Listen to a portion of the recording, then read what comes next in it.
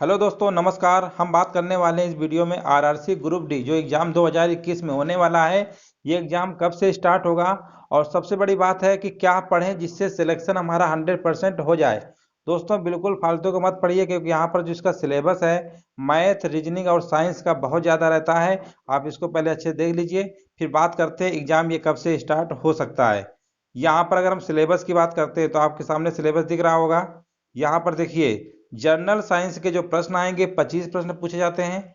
और अगर मैथमेटिक्स की बात करते हैं तो मैथमेटिक्स में आपके 25 प्रश्न आएंगे। यहाँ पर देखिए सब लिखा हुआ है। और जनरल इंटेलिजेंस यानी रीजनिंग के हमारे 30 प्रश्न आएंगे और जनरल अवेयरनेस और करंट अफेयर्स मिलाकर 20 प्रश्न पूछे जाएंगे। तो टोटल तो हमारे 100 प्रश्न हो गए। अब देखिए सेफ स्कोर क्या होगा। दोस्तों, सेफ स्कोर आपका इस बार 60 प्लस होना चाहिए, कम से कम 60 होगा, तभी आप मान के चलिएगा आपका सेफ स्कोर होगा। पिछली बार 55 और 56 काफ़ी लोगों के आए थे, वो नंबर से बाहर हो गए थे। कट ऑफ कहीं 62-63 गई थी ना, इस वजह से आप ये मान के चलिए कि 60 प्लस आपका होगा, तभी आपका सेफ स्कोर होगा। अब अगर हम बात करते हैं जनरल साइंस की, जनरल साइंस में मान लीजिए 25 प्रश्न आते हैं। अगर आपने साइंस अच्छे से पढ़ डाला, फिजिक्स केमिस्ट्री बायो, तो हम मान के चलते हैं कि 25 में से आपके 15 नंबर तो आ ही सकते हैं, 15 नंबर ला सकते हैं। और अगर मैथमेटिक्स की बात करते हैं तो मैथमेटिक्स में अगर 25 प्रश्न है, अगर मैथ अगर आपकी बहुत अच्छी है तो 20 नंबर ला सकते हैं। मैथ में कोशिश करिएगा कि पूरे पूरे नंबर लाने की, फिर भी हमने 5 नंबर कम कर दिया है। अगर हम रीजनिंग की बात करते हैं तो रीजनिंग हमारे टोटल 30 प्रश्न आएंगे। तो रीजनिंग 30 में से 25 प्रश्न आपको सही करना ही है, ठीक है ना। क्योंकि देखिए, रीजनिंग और एक मैथ ऐसे दो सब्जेक्ट हैं जिनके आपके श्योर नंबर होंगे। अगर आपका क्वेश्चन सही है तो कोई डाउट नहीं होगा और पूरे पूरे आपको नंबर मिलेंगे। बाकी साइंस और ये जनरल अवेयरनेस वगैरह है, इसमें काफ़ी कन्फ्यूजन है। अगर आया तभी कर पाएंगे, अदरवाइज नहीं कर पाएंगे, ठीक है ना।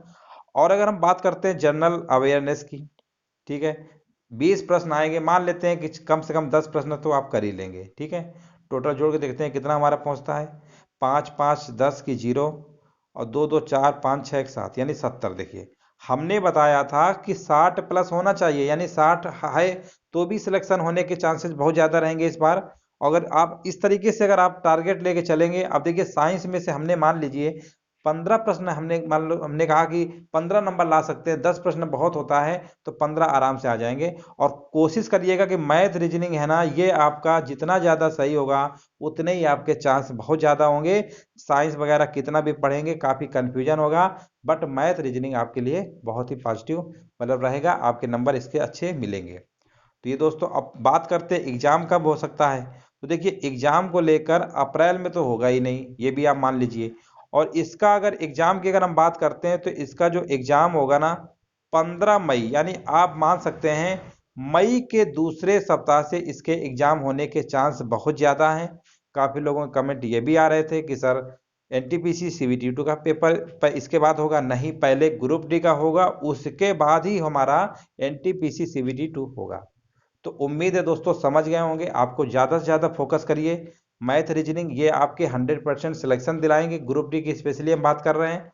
और जनरल अवेयरनेस और ये करंट अफेयर्स कोई बहुत ज़्यादा बड़ा पार्ट नहीं है, केवल 20 प्रश्न पूछे जाएंगे। और आप मान के चलिए कि 10 प्रश्न तो इसमें कर ही लेंगे, 50%। और जितना आपका मैथ रीजनिंग सही होगा यही आपको सिलेक्शन की तरफ आपको ले जाएगा। तो दोस्तों, यही आपको जानकारी देना था। आप बिल्कुल फालतू का मत पढ़िए और अपनी आप तैयारी रख लीजिए। आपके समय बहुत ही कम बचा हुआ है। मान लीजिए कि सवा और 1.5 महीना जो भी बचा हुआ है उस पर जी जान लगा दीजिए, ताकि ये नौकरी आपके हाथ से निकल ना पाए। दोस्तों, आपको यही बताना था। धन्यवाद दोस्तों।